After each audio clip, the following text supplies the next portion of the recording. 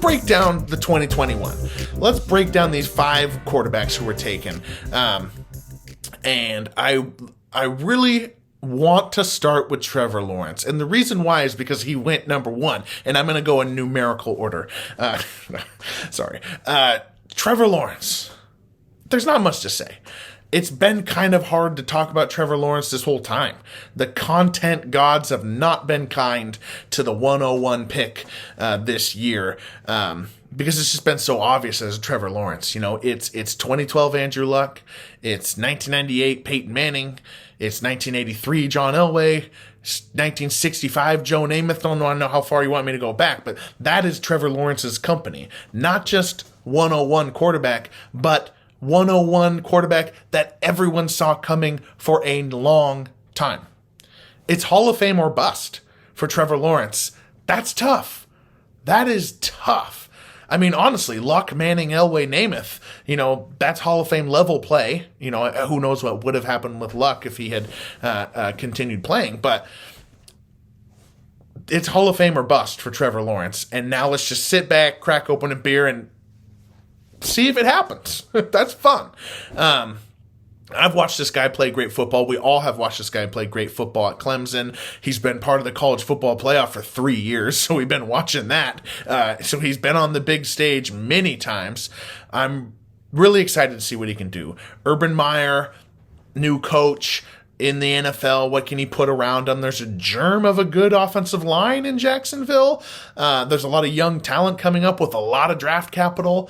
DJ Chark, Laviska Shenault, a lot of spark there. I'm excited about that. James Robinson is legit. Why did they also draft Trevor Etienne? I don't know, but, you know, it can't hurt. 17-game season now, you're going to need 2 running backs. You already needed 2 running backs. Now you really need 2 running backs. Just running backs don't play 16 games, and they definitely don't play 17 games. So that's my defense of that pick real quick. But, yeah, Trevor Lawrence, let's sit back and watch. Let's sit back and watch if he can match Peyton Manning and John Elway. Let's see. Pretty fun. Jets go number 2, Zach Wilson. I still don't get it. I don't understand how we slotted this guy into number 2. Were we just tipped off? Was somebody in the media just got a leak in the Jets organization and it was so solid that nobody dared question it or they would look like an idiot? Because in a vacuum, I'm really, really trying to understand why a guy who had 1 elite season at BYU, and it's a COVID season, not a college football season, but a COVID season, where just stuff was all over the place, as I described earlier. Missing games, limited practices, limited situations, complete uncertainty of schedule. Zach Wilson is a 1-year wonder that year. I mean, it's bad enough to be a 1-year wonder any other year, and he didn't play anybody good. BYU, I guess it's just not obvious to me, but it has been presented as obvious, and I just don't get it. I don't fully understand it. I hope that he is good. Jets fans have suffered. They have suffered, and I want the Jets to be good, just as I want the Bears to be good, as we'll talk about later, because it's good for the NFL and fun to watch those franchises do good. But, you know, hey, good news for Jets fans. Adam Gase is not there. He's a terrible coach. He was too arrogant to move forward and take criticism, really. He had to justify himself and blame his star players and actually actively seems to have hurt his star players to make sure that he was getting less blame. That's speculation, but I'm pretty sure it's true. So a lot of uncertainty. What's happening in the Jets? At least they don't have Adam Gase. It's Robert Saleh. Offensive coordinator is Mike LaFleur, comes over from the 49ers. He was offensive coordinator for the 49ers, brother of Matt LaFleur. You know, how much Kyle Shanahan does Mike LaFleur have in him? How much is there? Because there is some hope for the team. Similar to Jacksonville, there's some spark in the receiving core. Denzel Mims looked legit. They took Elijah Moore. Really great pick, I thought, in the second pick of the second round. And then they got a little bit more of a germ of an offensive line. Mekhi Becton was the right pick. He really showed good tackle play last year, so he appears to have been a hit last in the 2020 draft. And then they moved up to get this really high prospect guard. So they're putting something together here. But man, does Zach Wilson make me nervous. Man, does he make me nervous. Jets fans, I love you. I'm rooting for you. I want the Jets to be good. I was never alive when the Jets were actually in a Super Bowl or anything like that. But I think it would be cool. But I am really nervous about it. And if I was a betting man, this is why I said the nice things. If I was a betting man, I would say the Jets did not make the right pick. That is my official analysis. San Francisco, pick 3, Trey Lance. After all of this, Mac Jones or Trey Lance or Justin Fields, that was the media conversation for basically all of April. The Trey Lance thing did take an uptick in the last 4 or 5 days before the draft. So you could kind of tell. I mean, smart money was on Trey Lance as you saw that his name popped up and up and up and up and up as we started to get closer to the draft. Lance, he physically looks like Pat Mahomes, bigger guy, got the same hair, a little bit of the same style. I'm sure that's not why they drafted him, but it can't hurt. He looks a little bit more bigger, more athletic. He hasn't played that much football. It's almost comical how little football he has played. But maybe that's a selling point for Kyle Shanahan. It's like the combo of all these skills and talent, and he's clearly a very smart guy. You just listen to him talk. I'm a Seahawks fan, so I'm not going to root for Trey Lance, but I am a Trey Lance personal fan. He seems like a really smart guy. So we got that. We got he seems intelligent, he has the skills, and he's got no bad habits. And is that the selling point for Kyle Shanahan? Because not every QB has reached their peak in college, right? And this is a chance for Kyle Shanahan to get in earlier than he would have, in other cases. So, yeah, it wasn't Mac Jones. That's the key. And that I think everyone in San Francisco is like, oh, thank God. The Mac Jones narrative, I will never believe that they were going to pick him. I will never believe that. They did not trade 2 first-round picks and not know who they were taking. They didn't do that. I refuse to believe that they gave up 2 first-round picks and said, yeah, whichever one. No. They absolutely did this for Trey Lance from the beginning. And good point. Now you look back at the timeline, they did it directly after Trey Lance's pro day. They saw the pro day, they made the trade. You look back on it now, seems pretty obvious. That said, I still would have taken Fields, but hey, I have more to say on Trey Lance, actually. People who say that he should sit. Oh, this is perfect. We should have seen it. Trey Lance will sit for a year behind Jimmy Garoppolo. Now we know why they kept Jimmy Garoppolo, because they need Trey Lance to sit and learn because he's the least polished of them. I completely disagree with that narrative. Trey Lance didn't play football this year, and he barely played football last year. We're going to go another year without him playing football? And practice is not a game. Are you telling me that Jimmy Garoppolo plays this whole season? Trey Lance is going to start the 2022 season opener, and he hasn't played football in 3 years? He's going to start the 2022 season opener having not taken a snap? Well, I guess he played one game. But he played one game in 3 years? No. You got to get that guy on the field. You got to get him reps. I disagree with the Jimmy Garoppolo thing. We'll talk about that in a minute as well. The other part of this is that Trey Lance steps into possibly the best situation in history. Definitely better than Jim Plunkett, Archie Manning, Dan Pastorini. Definitely better than Tim Couch and Achilles Smith. arguable. Maybe Donovan McNabb kind of has a similar thing, but this is a really good position to step into considering you're in the top 3 picks in the NFL draft. The 49ers were in the Super Bowl 20 months ago. So it is quite interesting to me. It kind of reminds me of Ezekiel Elliott going early to the Cowboys in 2016 to that just amazingly talented Tyron Smith, Zach Martin, Travis Frederick offensive line that the Cowboys had at that point. So a good situation is great. Another way I know that this is a good situation and a good organization is because nobody knew who they were picking.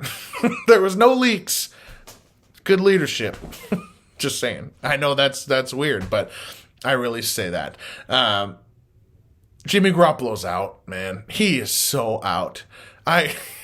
We always go through this rigmarole. My favorite part was when Kyle Shanahan said,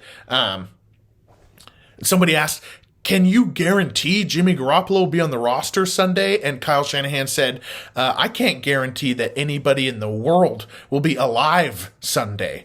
That's how he answered that. That's great.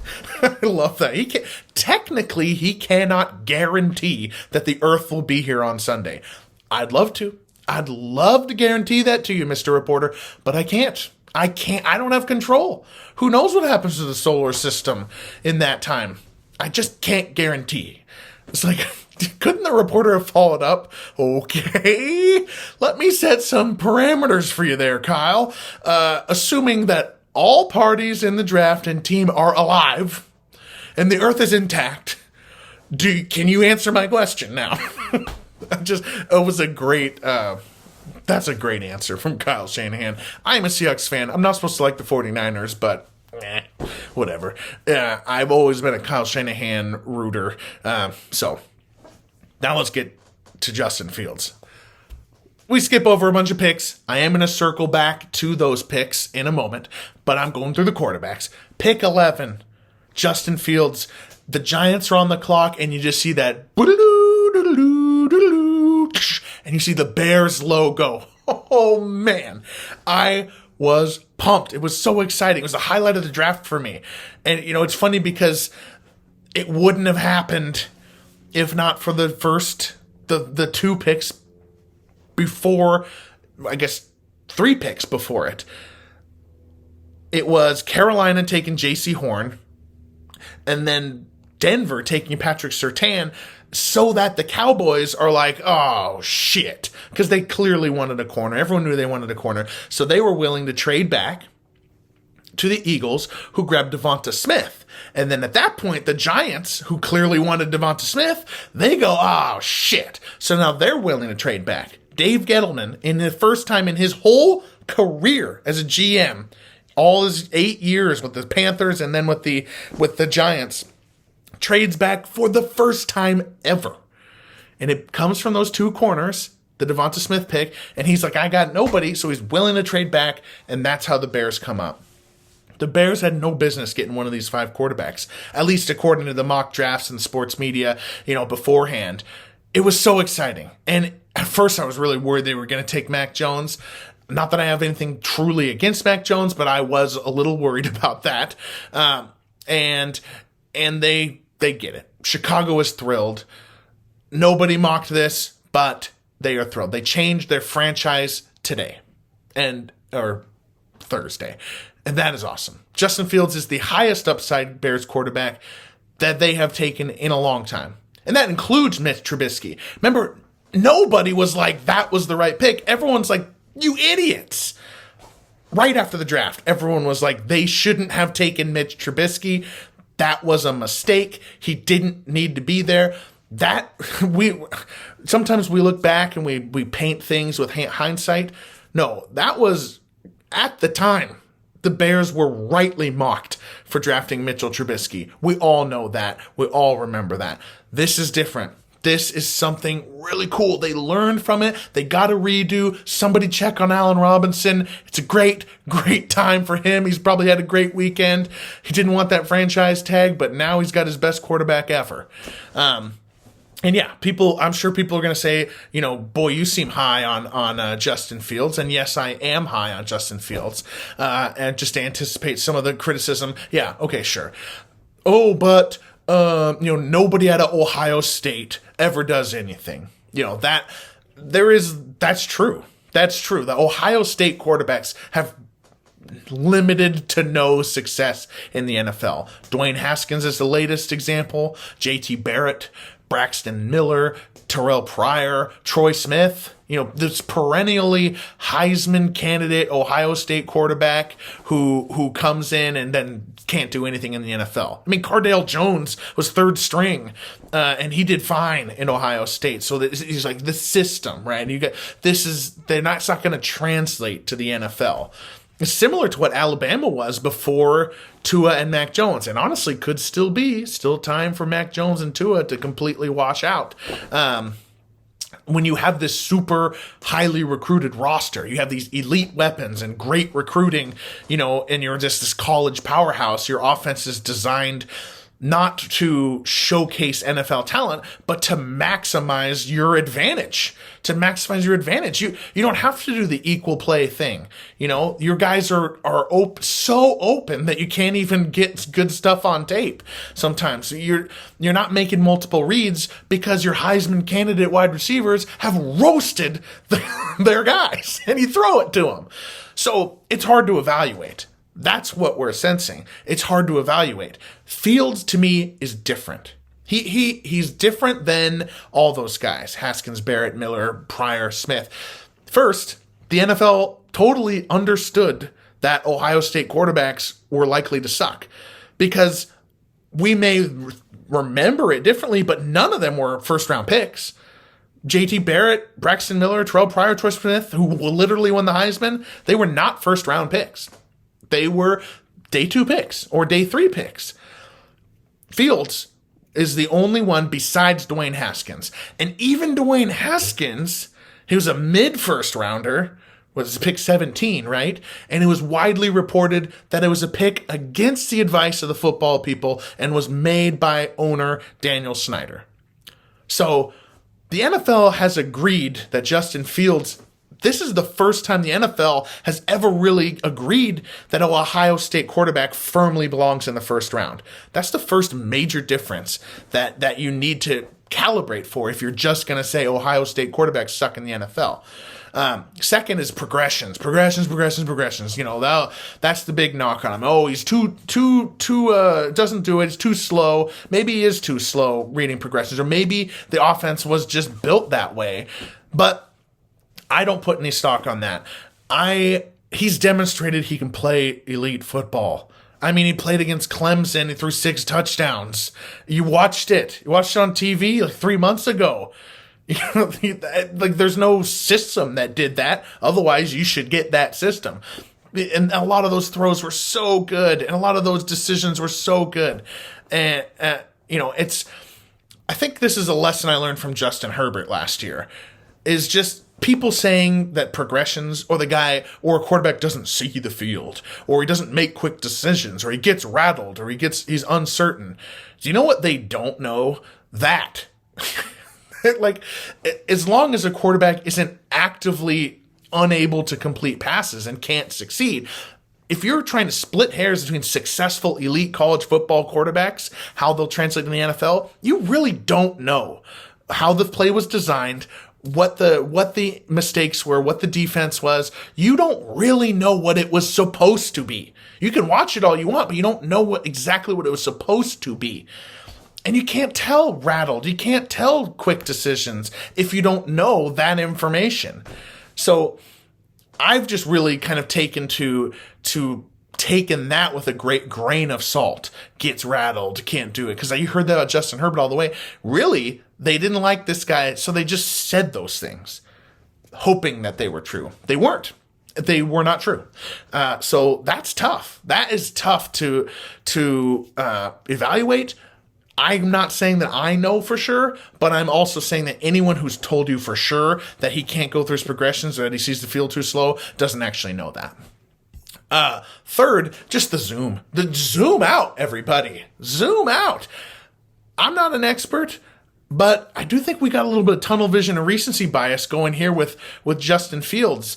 He was in legitimate conversations to unseat a generational quarterback prospect named Trevor Lawrence at the 101. Like in August last year, that conversation was happening. And what did Justin Fields do exactly to minimize that? Not very much. In fact, he beat Trevor Lawrence in the college football playoff and had a great season. So let's zoom out here. There's more to this than just February to April 2021. They're both elite recruits, 5-star recruits, both in Georgia actually. Those are the three reasons why I think Justin Fields is different than the rest of the Ohio State quarterbacks. Mac Jones, baby. Like Lance, I was ready to mercilessly mock wherever Trey Lance went and wherever Mac Jones went if they went too early, because I just, the lack of experience, and there's just kind of like, but it's kind of harder now to do, and this always happens to me every draft. Now that there's a football name attached to it, I have to also mock Kyle Shanahan. I have to also mock Bill Belichick here. And I'm not saying Bill Belichick's any expert talent evaluator, but it does make it a little bit harder. It does make it a little bit harder for me to say Mac Jones is the wrong pick. First of all, they didn't move up to get him. They just took him at their regular 15 spot, and they didn't trade back, so that's a good sign. He's not a great talent evaluator. Nobody says Belichick is doing that because he's had such a bad run. And really, honestly, Belichick's genius wasn't ever talent evaluation. They always say Patriots find these guys in the draft. Not really at a higher rate than other teams.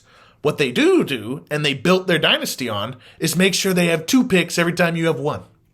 That's what they've done. They've trade back. I got 2 picks. I got 3 picks. One of these guys will be good. They were the first to recognize that and the first to really hammer that home. That's what they did. They didn't become supermen of ability to tell the future. Nobody can. So anyway, my point is saying that I'm not saying that Bill Belichick is a great talent evaluator and therefore Mac Jones is great. But context kind of gives you some confidence here. Belichick is really close friends with Alabama coach Nick Saban, and they did have to invest the pick. There's a clear and trusted connection between Saban and Belichick. There's a lot of Tide players on the Pats. They're good friends. And the investment, that's your money where your mouth is. The context around this makes me feel pretty good. What doesn't make me feel good is the weapons in New England. This is not a best situation for Mac Jones. He's going to have trouble. It's slightly better now. In free agency, they got Hunter Henry, Jonnu Smith, Aguilar, and Kendrick Bourne for some reason. People will say, hey, oh, God, Mac Jones has actually got worse wide receivers in New England than he did in Alabama. And that's true. Technically, but really it's just DaVonta Smith, because DaVonta Smith was really the only receiver that played with Mac Jones the whole time. Ruggs and Judy left for the NFL. Waddle was hurt after 6 games. So for most of Mac Jones's college career, it was just DaVonta Smith, not the 4 Alabama receivers that will go down in history as the elite group of receivers in college football history, I predict at least. It's cool. Mac Jones will have the benefit of learning the system. I'm sure Newton will start week 1. He'll be there for the year. But Mac Jones will play. They will all play. All 5 of these quarterbacks, they're going to play. They're going to play. I know. So begins the season of saying, oh, well, not so fast. Newton is a starter. Dalton will start over Fields, or Jimmy Garoppolo will start over Trey Lance, while this guy learns and stuff like that. The Alex Smith role. Oh, they're going to play the Alex Smith role, you see. The Alex Smith role will be here. That's because, why they say Alex Smith role every time? It's because it's the only example. It's the only example, unless you go back to the early 2000s, Brett Favre, Aaron Rodgers, of a top 15 quarterback actually sitting all season. Because they said about Baker, said about Deshaun Watson, said about Daniel Jones, said about Trubisky, about Jake Locker, Blake Bortles, Josh Rosen, Tua, all those guys. They said they were going to sit for the year, and they didn't. Those guys played more than half of their rookie season. And most of the guys played their whole rookie season. RG3, Luck, Winston, Mariota, Wentz, Goff, Darnold, Allen, Murray, Burrow, Herbert. They all played all year long. There's only one guy, one top half of the first round quarterback in this whole decade who didn't play more than half of the season, more than 8 games. And that's Pat Mahomes. And that's because of Alex Smith. And it's not a decision that they made. I mean, they say that they did, but come on. Let's see through some things here, people. Put your tinfoil hats on. Alex Smith role is not play while this guy learns. The Alex Smith role is, hey, you're going to need to play the best football of your entire career. We're talking top 5 quarterback level. You need to start playing like Drew Brees or you will be benched. Because you know what? That's what Alex Smith did in 2017. He started playing so good. He was legitimately good that year with Hill and Kelsey and that offense. The Alex Smith role is play the best football of your career, become a top 5 quarterback all of a sudden, and therefore the rookie quarterback will sit and learn. That's the Alex Smith role. If Dalton or Newton or Jimmy G can do that, then Fields, Mac Jones, Trey Lance, one of them, we won't see them. But otherwise we will. We absolutely will.